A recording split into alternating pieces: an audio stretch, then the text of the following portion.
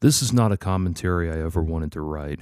Let me emphasize first and foremost that I am not returning to regular commentary on the subject of Anita Sarkeesian and her organization. Exactly 1 year ago, I announced that I would no longer be doing regular commentaries on Anita Sarkeesian and would only be doing so if there was some significant development that emerged that warranted further commentary. This was later compacted by my resolution to turn this channel's focus away from arguing with social justice nincompoops and focus on the arts and humanities, with political commentaries focusing only on larger topics and more prominent figures such as politicians and major celebrities. I feel that I have more than made good on both of those promises. Video after video has come down the pipe from Anita and company with nary a word on my part. Mundane Matt, Thunderfoot, Wasley, Sargon, and a whole host of others have done a splendid job of ripping the organization's absurd arguments and questionable ethics to shreds since I officially hung up my hat in late 2015. Nevertheless, I feel that circumstances have arisen that I feel it is appropriate for me to make this particular commentary. In early 2013, I decided to do a commentary video on the first episode of Anita Sarkeesian's Tropes vs. Women in Games series. I did not comment on the harassment that she had recently received, but in light of it, I tried to keep my thoughts cordial and on point. Nevertheless, I was lumped in with the worst of the worst. Nowhere in the video did I say that Anita deserved to be raped or murdered or any of the other heinous comments that she's received. In fact, in the Sarkeesian effect, I even made it a point to stop and clarify that such behavior is inexcusable and uncalled for. But the mid-2010s were a strange and interesting time in Anita's career. It was a time when she rocketed to fame not for her commentaries on video games so much as her notoriety at having received insulting comments on the internet, and anyone who contradicted any aspect of her work and actions was branded as a misogynist. As such, I was accused of misogyny for my response to Tropes vs. Women in Games. No, the naysayers argued, I was not making outwardly sexist comments, but buried in the timbre and lilt of my voice were the hidden coded giveaways that I was secretly motivated by seething misogyny, just like all the rest. I should have laughed this off, and in retrospect it is ridiculous, but the truth is that I am simply too thin-skinned, and I lashed back hard. And that only made the responses to me more aggressive. It was an endless cycle, and I let myself slip into it. There were other reasons I kept it going too. Frustration that my professional career wasn't going as well as I would have liked, and desperation that with each passing year the life goals I'd set for myself were becoming less and less realistic. Those negative mindsets swirled together, and I began selling my soul little by little. I became more and more willing to say outlandish things and take potshots at Anita directly, blurring the line between sincere commentary and elementary playground ridicule. But it brought in the viewers, more than I had ever imagined. Previously, I'd done commentaries on the porn industry in conjunction with the research I'd done for my novel Eros Empire, and those had earned me a substantial following, but this took me to a whole new ballpark, so I ran with it. By the time I launched the Sarkeesian Effect project, I was in way over my head, but hadn't realized it yet. I don't mean to sound like a victim here. I screwed up big time, and accepting the responsibility for that has been an important part of moving on and finding fulfillment in life. But doing the project launched me to yet another level of prominence, and I felt like I was on the verge of a degree of fame that would allow me to pursue my ultimate ambitions and career goals. Pride and a sense of brevity keeps me from going into explicit detail, but I spent the latter part of 2015 crashing and burning. I eventually realized that I had come to terms with the fact that I would not be walking away from the smoldering wreckage of the Sarkeesian Effect with anything redeemable. I had to accept that I had hit rock bottom and needed to take a step back and confront some of my own demons, rather than try to exude bravado to convince everyone else that they didn't exist. I can say that the path I've been on for the last year has been a personally productive one. I've been working on shedding the negative personas of my past, the arrogant upstart, the impulsive diva, the would-be shock jock, and all of the other defense mechanisms I'd created for myself and foolishly tried to build a career on. I think on a deep level I didn't trust myself to be effective on my own, and I needed to exaggerate my personality to get people's attention, much like a person who is hard of hearing will talk louder to compensate. Ultimately, I realized that my desperation and frustration had put me in the company of people that would say and do anything for a tiny shred of notoriety, and what I saw all around me was disgusting. I won't name all those names. Those who are already in the know what I'm talking about. But one example I can give is a tweet I once saw from Roosh V. Someone accused him of being a rapist, and he responded by saying, "Better to be remembered as a rapist than a nobody like," and he gave the name of the person making the accusation. No, actually, it's better to be forgotten completely than remembered as a complete scumbag. That tweet perfectly summed up the road I was on. It wasn't a slippery slope so much as a straight 90-degree drop.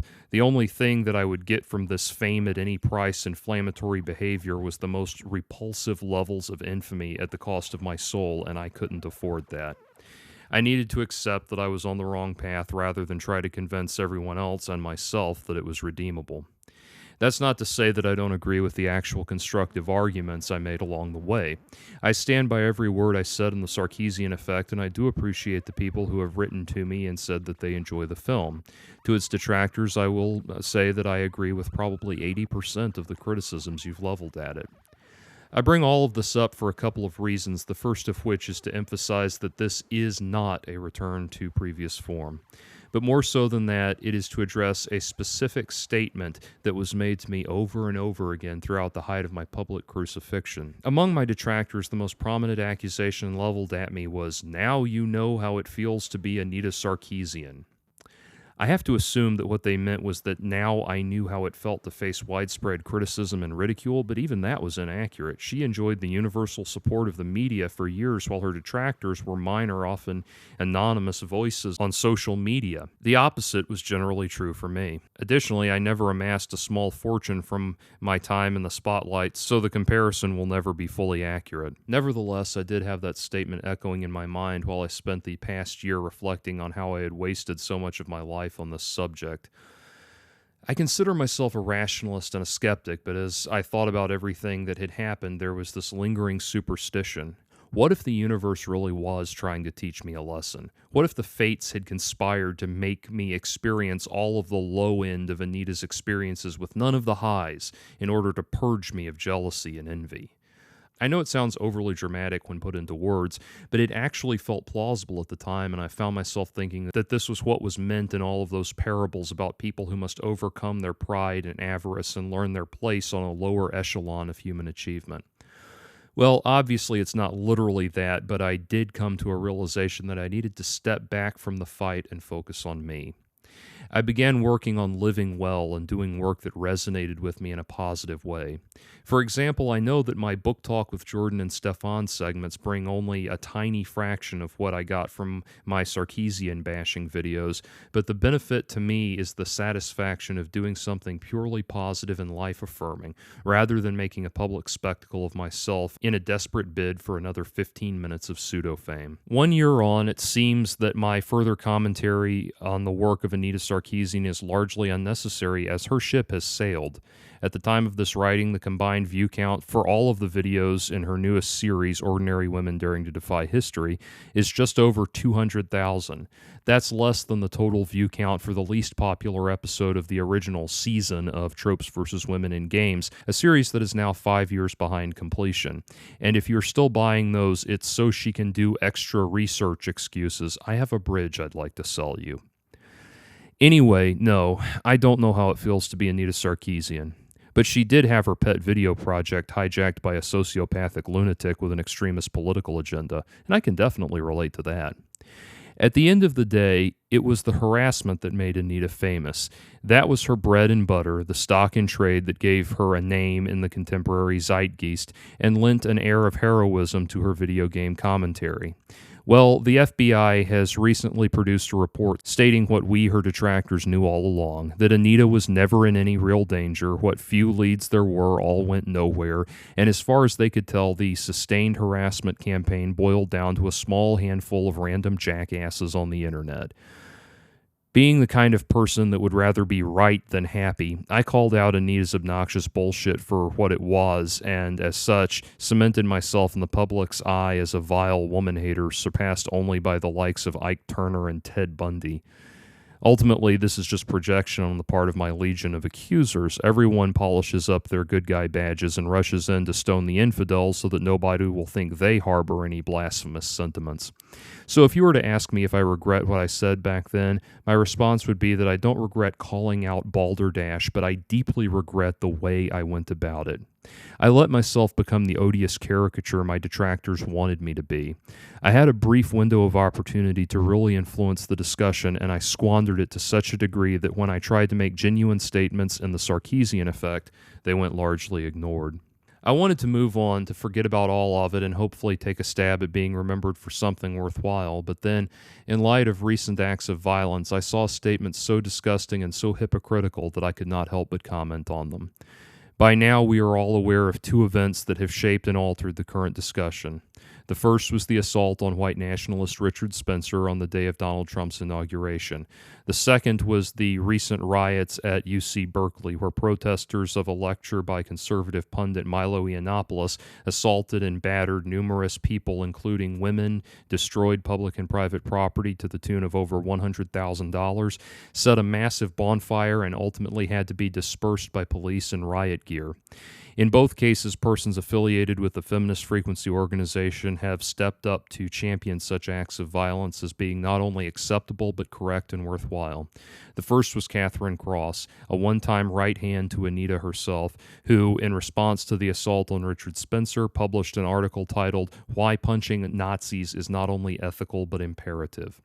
The article asserts the following points: that assaulting Nazis is acceptable because Nazism is diametrically opposed to democratic values, that assaulting Nazis is acceptable because historically Nazism has led to widespread death and destruction, that assaulting Nazis is acceptable because their ideas, if not beaten down, might influence people to think differently, that assaulting Nazis is acceptable because trolling is popular on 4chan, that assaulting Nazis is acceptable if the Nazi in question is receiving mainstream political coverage, that assaulting Nazis is acceptable because debating them would mean elevating them and dignifying their worldview, and so on. Miss Cross's commentary ignores two glaring realities. One, Richard Spencer does not identify as a Nazi and was explaining why he doesn't identify as one when he was assaulted. Don't get me wrong, Richard Spencer is a vile, odious pig with no redeemable value, but the world is not divided into good people and Death Eaters, Harry. You laid down a lengthy list of reasons why it's acceptable to punch a Nazi, but made a grievous implication. You are also asserting that it's okay to assault anyone you label as a Nazi, irrespective of their actual beliefs. The alt-right is an excrement-scented barrel of cringe, but their current death toll is a resounding 0. And that brings us to point number 2. No matter what sympathy or similarity Mr. Spencer may have to the white knights of yesteryear, see what I did there, he has not himself committed nor ordered the commission of any acts of violence, and you know it. The second Feminist Frequency associate to come out in favor of violence as a response to speech was current FemFreak staff writer Carolyn Pettit, someone who I had once respected and even defended. While the riots at UC Berkeley were unfolding and Milo was being escorted away by a police detail, Pettit took to Twitter with a series of tweets that, taken together, read, "Let's not forget that fascist hate speech is itself an act of violence. Shut it down. And then let's dance in the clubs of the Castro all night to celebrate ourselves and each other this small victory. And then let's keep fighting." Subsequent tweets attempt, like Cross, to make the case that it is acceptable to assault people for having the wrong political opinions. Once again, it is salient to mention that Milo is not a fascist and has at different times spoken against political concepts that would be aligned with fascism. To both of these people, Miss Cross and Miss Pettit, and the organization they are affiliated with, I say this.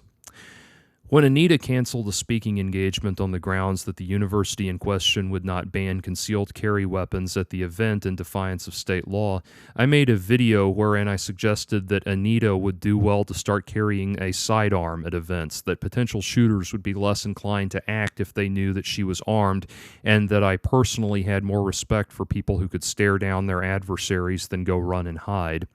The video, like every video that criticized Anita, no matter how innocuous, was a lightning rod for controversy, and Anita's supporters, who at the time were a lynch mob of cyber piranhas on a hair trigger, declared that my suggestion was inhuman, and that video is now immortalized on YouTube by another user who retitled it, "Jordan Owen 42 is a monster, the proof."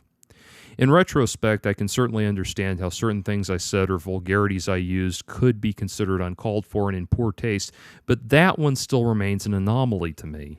Why was it monstrous for me to suggest that Anita act to improve her situation by standing up for herself? In any event, the comments say a great deal about the attitude I had cultivated among my detractors. For example, someone named Sam Martino writes, "It makes me ill how there is no response to her that is too scary, threatening, vile, or monstrous for pieces of human excrement like Jordan Owen to trivialize it, downplay, outright deny, or accuse her of lying for money." I don't know what Sam's personal feelings on the current events regarding Spencer and Yiannopoulos might be, but I feel like his comment taps a fundamental and damning hypocrisy. The idea that the same side who placed their own figureheads inside a protective bubble and ruled unilaterally that even empty threats on the internet, and yes, that's all they were, empty threats, must be held as high blasphemies against innocently courageous pinnacles of human virtue, are now also the same ones arguing that they have a special right to use real and direct physical force against their political opponents, and furthermore, then proceed to carry out that force in a real and demonstrable way. As evidenced in Ms. Cross's article, as well as elsewhere in the current realm of public discussion, the popular justification that the social justice left is using to sanction and condone these acts of violence is the notion that, one, these people represent an ideology that has in recent memory caused widespread persecution, and that white cis het men, the default whipping boy of the modern age, cannot appreciate the horror of these devastating events because of a sort of ethnographic affluenza that bars them from the level of empathy and compassion necessary to appreciate things like being the victim of genocide or mass persecution. To the first point, let me say that you do not want to go down that road because your extremist left political views have also led to acts of death and destruction in recent memory. The era of Adolf Hitler was also the era of Joseph Stalin. To the second point, I must say that this kind of persecution exclusivity, as though degrees of understanding are conferred in a sort of eugenics-based Masonic order, only serves to further alienate and weaken the sympathy others might have for you. We are a species capable of compassion and empathy, and I don't need to be black in order to appreciate the persecution of African descendants at the hands of the white man, just as I don't need to be Asian to appreciate what the Japanese suffered in the United States internment camps, and I don't need to be Jewish to appreciate the horrors of the Holocaust. I have read accounts of children torn from the arms of their parents, and I flash on thoughts of the attachment I had and still have to mine and the devastating pain that would cause in me, and my heart goes out to these people. It is not a sympathy that is somehow foreign to me simply because my ancestors are of a different continental origin. Think of it this way. There is a legendary scene in Sophie's Choice, both the book and the film, where the titular character is forced by a Nazi officer to choose which of her two children will be sent to forced labor at Auschwitz and which will be sent to die in the gas chamber. It is a horrifying, dark, sad, disturbing scene that stabs unrelentingly at the human heart and should leave the viewer rightly pained and terrified. But that character, Sophie, is white. How would you feel if I told you that only I can appreciate her torment, while you who do not fall into that demographic are forever damned to never know the pain that only I could know? You would rightly consider that preposterous. The same is just as true of persecution that happens to the persons on your side of the diversity fence. And yes, I'm talking about real persecution, not people who get stupid crap said to them on the internet. Both the left and the right are in the throes of a racial identity crisis, and what none of these sociological eugenicists wants to realize is that we are all human at our core. In actual speciation, a separate species is determined to have evolved when related sets of creatures can no longer mate to produce an offspring. But no matter what combination of humans, black and Asian, white and Hispanic, Canadian and Brazilian, Italian and Chinese, etc., they will always be able to reproduce human children, and for that reason it will always be absurd to think that we are not capable of empathy and compassion with those who have more identity hyphens than ourselves. That I am having to explain this to persons on the left, the side that historically has prided itself on seeing the human being behind the ethnicity, shows just how far we've fallen. Going after Feminist Frequency is ultimately pointless because even if one could argue so effectively that they brought about the downfall of the organization itself, it would still only be treating the symptom but not the disease. At the core of the current divide that threatens to unhinge this country and by extension the world is a widespread plague of unreality. Instead of a moral code predicated on objective truth and mutual respect for rational judgment, we now live in a world where the person with the most hyphens in their demographic identity is ruled to be in possession of some default knowledge which validates their perception and justifies their actions. It is a common saying that one cannot be neutral on a speeding train. This is true, but the moralists of our age would have you believe that such a train can be slowed and guided back on course by a black wheelchair-bound Jewish lesbian simply because of her advanced number of hyphens. Actually, she will need the knowledge required to run the train to accomplish that. In other words, you are free to ignore reality, but reality will not ignore you. In closing, let me say that I regret the person I became while making the Sarkeesian effect, but only because of what it did to me personally in making me a bitter, cynical, obnoxious jackass. Those who would hope that I would fall on my sword and feel shame and sorrow over what they see as my callous disregard for the feelings of those who I criticized during this time can rest assured that I now feel vindicated. You who have claimed that I was cold-hearted in my disregard for Anita Sarkeesian's well-being have voided any claim that you could possibly have to the moral high ground by championing the real acts of violence against real persons for the mere fact of their words. That you ran hog wild while proclaiming crimes against humanity over asinine troll comments while championing actual physical harm done to real persons, and I'll hasten to add that in the case of Milo, that violence was even done to innocent bystanders that just wanted to hear him speak, reveals you to be the grandest of hypocrites, and if you succeed in provoking the real physical race, class, gender diversity war that you think you want, you can rest assured that the other side isn't going to give a shit about your modified rules where you get to do all the punching but nobody else is allowed to punch back. In the course of the last few years, both myself and others have pointed out that central to the aims of critical theory is the goal of creating a populace that cannot be satiated, that such a populace that regards nothing as pleasing and everything as contemptible and worthy of criticism would thus be appropriately charged up to violently overthrow the status quo. Even as recently as 2 years ago, we were laughed at for even entertaining this notion. For decades, political correctness loomed on the outer edges of academia, acknowledged only as the intellectual groundwork for an irritating phase that most first-semester college kids would go through. Now it has become the launch pad for violent mobs who attack indiscriminately and public pseudo-intellectuals that presume the right to initiate force against those whom they disagree with, while alternately declaring that even the most meager of criticism is in some way an act of violence that must be met with retaliatory force. How much further down the halls does this long march need to go before you start taking the dire implications of critical theory seriously?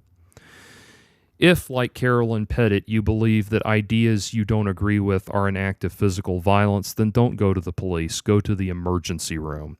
Elbow your way past gunshot and stabbing victims and tell the receptionist that you were exposed to political ideas that were vastly different from your own and require immediate treatment for the violence done to you.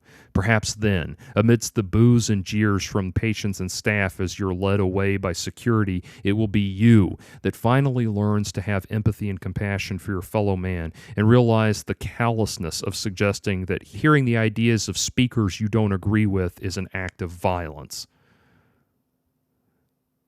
But I'm not hopeful. If you presume the right to do violence against others, then there will inevitably be those who use that as the basis for doing violence against you.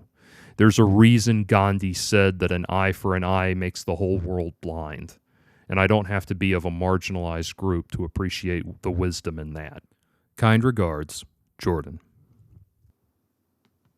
If you enjoyed this commentary, please help me continue to bring you more content by making a donation to patreon.com/JordanOwen42. Your contribution will help me turn this channel into a hub of libertarian pop culture discussion and current events commentary. Thank you for listening, and as always, please hit the subscribe button if you haven't already.